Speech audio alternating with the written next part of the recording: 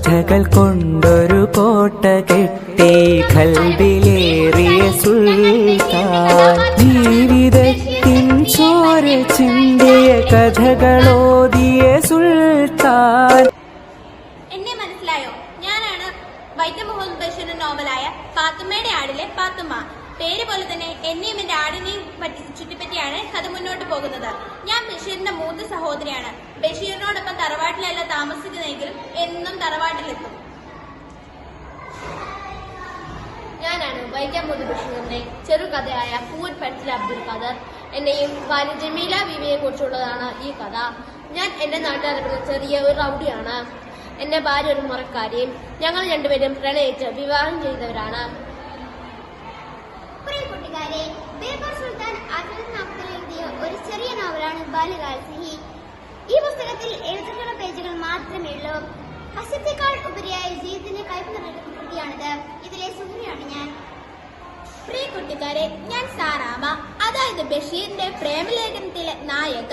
രസകരമായ സംഭാഷണങ്ങളും മുഹൂർത്തങ്ങളും നിറഞ്ഞു നിൽക്കുന്ന ഈ കൃതി വായിക്കാത്തവർ ഉണ്ടാക്കില്ല അല്ലേ? ഞങ്ങൾ മലയാളികൾ ഏറെ ചിന്തിക്കുകയും ചിരിപ്പിക്കുകയും ചെയ്ത കൃതിയാണിത്. സാറാമയായ ഞാൻ എങ്ങനെയാണ് കേശവ നായരുടെ ജീവിത സഖിയായെന്ന് നിങ്ങൾക്കറിയാമോ? ഞാനാണ് വൈക്കം മുഹമ്മദ് ബഷീറിന്റെ പ്രശസ്ത നോവലായ മതിലുകളിലെ നാരായണി. ഇതിലെ എന്റെ നായകൻ ബഷീറാണ്. രാഷ്ട്രീയ തടവുകാരനായി എത്തി ഒരു മതിലിനപ്പുറമുള്ള ഞാനുമായി പ്രണയത്തിലാവുന്നു. ഞങ്ങൾ ഒരിക്കലും കണ്ടുമുട്ടുന്നില്ലെങ്കിലും ഞങ്ങളുടെ പ്രണയം അഗാധമായിരുന്നു. അപ്പോൾ എല്ലാവരും ഞങ്ങളുടെ കഥ വായിക്കണേ. ബഷീറിന്റെ ഏറ്റവും പ്രസിദ്ധമായ ഒരു കഥയാണ് വിഷവിഖ്യാതമായ മൂക്ക്. അതിലെ നായകനാണ് ഞാൻ. ഒരു പാചകത്തൊഴിലാളിയായ ഞാൻ എന്റെ 24-ാം വയസ്സിൽ മൂക്ക് വളർന്ന് വായും താടിയും പിന്നോട്ടിറങ്ങി. കുശിനിപ്പണി ചെയ്യുക, ഉറങ്ങുക, വീണ്ടും കുശിനിപ്പണി ചെയ്യുക എന്നാണ് എന്റെ ദിനചര്യ. കൂട്ടുകാരെ, നിങ്ങൾ ബഷീറിന്റെ അതിമനോഹരമായ കൃതി പാപ്പയ്ക്കൊരു ആന ഉണ്ടായിരുന്നെന്ന് വായിച്ചിട്ടുണ്ടോ?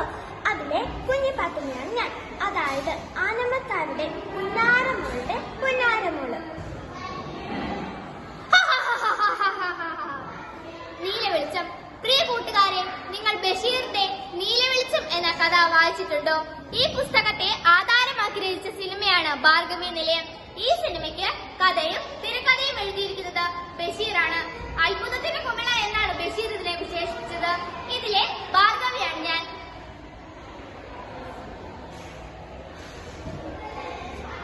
ബഷീറിന്റെ ഈ കഥാപാത്രങ്ങളെ നിങ്ങൾക്ക് ഇഷ്ടമായില്ലേ?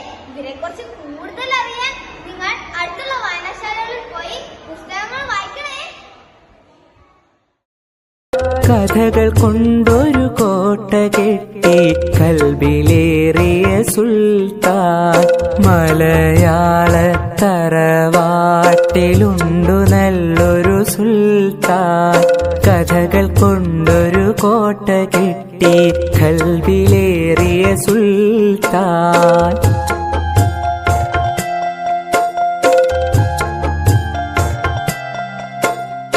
ഒന്നുമൊന്നും ഇമ്മിണി ബല്യൊന്ന് എന്നൊരു കാര്യം എത്ര രസമായി നമ്മിലേക്കു പകർന്നു തന്നൊരു സുൽത്താൻ.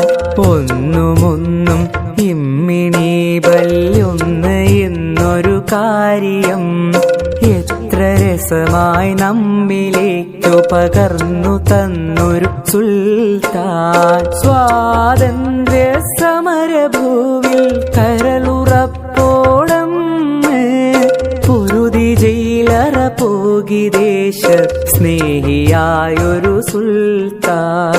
മലയാള തറവാട്ടിലുണ്ടു നല്ലൊരു സുൽത്താൻ. കഥകൾ കൊണ്ടൊരു കോട്ട കെട്ടി ഖൽബിലേറിയ സുൽത്താൻ.